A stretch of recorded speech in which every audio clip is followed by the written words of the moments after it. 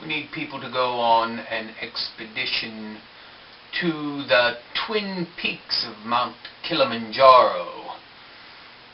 We hope to find some record of what happened to last year's expedition, which hoped to build a bridge between the two peaks. Hello and welcome to another edition of the Stench of Truth.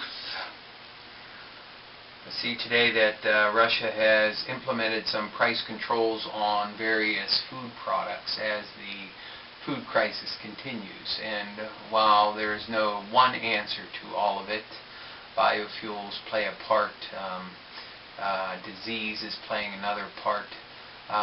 It is certainly ramping up into being something a lot more serious than what it turned out to be at first. So, in all seriousness, I think it's a good idea to actually start putting some food aside. So do it.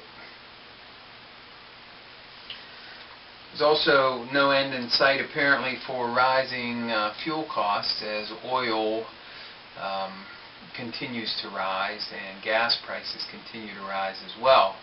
And of course, as is the old saw, supposedly gas prices go up in the summertime because of increased travel. So I imagine the goddamn prices are going to fly through the fucking roof this summer. So we're looking at prices here where I am around $3.70 a gallon, and I'm sure we're going to be over $4 a gallon before the summer is over. Based on some of the things that are going on, it wouldn't surprise me if we start to see some sort of action by the populace in this country and around the world as a reaction against some of the unbelievable things that are going on in the world. Perhaps some demonstrations, rioting. I wouldn't put that out of the equation. And of course, if there is any widespread dissent, any widespread rioting, anything of this kind, you can be sure that martial law will be right around the corner with the dreaded, black-suited, intimidating, fear-mongering police more than willing to step on your throat with their jackboots and tase you about 27 times until you end up in a coma. So beware if you plan on getting involved in any sort of demonstrations or anything of that kind, that the goddamn police and the fucking military and everybody else will just be waiting for the right time to swoop down and get you all. I'm not saying not to do it if that's what you have on your mind. By all means do it, but just be prepared for what's waiting for you. And don't go out there with this flower child attitude that you have free speech and you can do whatever you want and say whatever you want and present your case to the people and all this fucking nonsense, because that's not the way it is.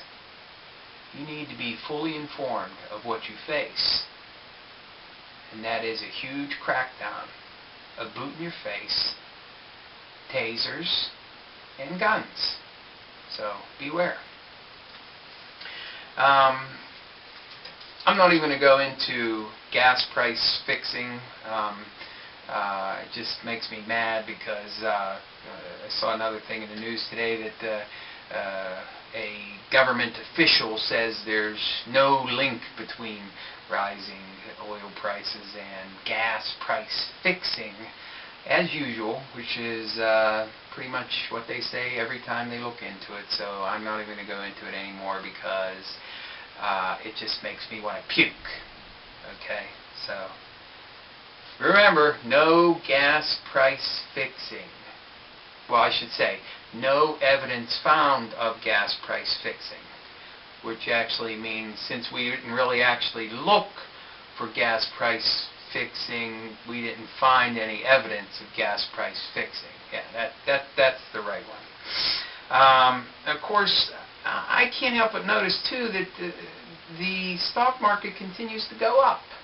And it's continuing to end itself on high notes. And this boggles my mind, except when I finally realize why that's the case. Even though it's such dire economic news going on around the world, stocks continue to climb. Now, why is that? Well, it's because of the presidential Plunge protection team, of course. Some of you people have heard of this, probably from Ron Paul, if from anybody else, because it's very little talked about in the news, highly secretive. Two prominent members are the Treasury Secretary and Ben Bernanke, the head of the Federal Reserve. I believe also one of the key members is the head of the New York Federal Reserve Bank, who is reported to be the actual power behind the scene of the Federal Reserve itself. So I imagine that there is a lot of wrangling going on behind the scenes where the government is surreptitiously buying and selling stocks in an effort to keep the market up in false buoyancy in the face of all this economic disaster that's looming around every corner. So you'll not hear about any of this because it'll all be on the hush-hush.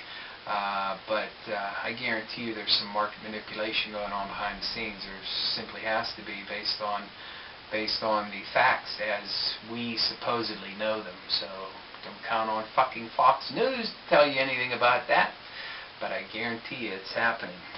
I see also that Hilary Clinton is jumping on the Afghanistan war wagon. So I'm sure a lot of her right-wing backers, which amazingly enough there are quite a few of now, even though they were diametrically opposed to her during her husband's presidency. It's amazing what a few years can do, and what money and power and other things can do to make new bedfellows, like Richard Mellon Scaife suddenly being behind Hillary. Not to mention Rush Limbaugh. So, what the fuck, I guess. That's all you can say.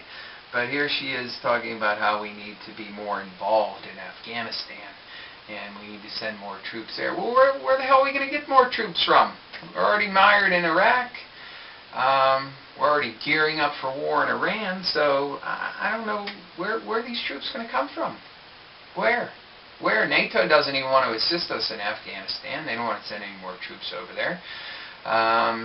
It's beginning to look more and more like we're going to have two failed wars in Afghanistan and Iraq, and not to mention anything coming in the future with a possible attack in Iran. Green Zone was shelled today. So much for our vaunted Green Zone. And of course, the largest embassy in the world, the largest U.S. embassy in the world, built in Baghdad, in the Green Zone. They don't even have housing for all the people over there. Well, that's no big thing, because apparently millions and millions of dollars supposedly being spent on reconstruction in Iraq, on projects that are essential for the people over there and essential for the infrastructure. Apparently, none of them have ever been fucking finished. Even though the administration is telling us, the American people, and anybody else who cares to listen, that all of these wonderful things have been done over there, but millions and millions of dollars have been spent to half-finished and quarter-finished projects over there.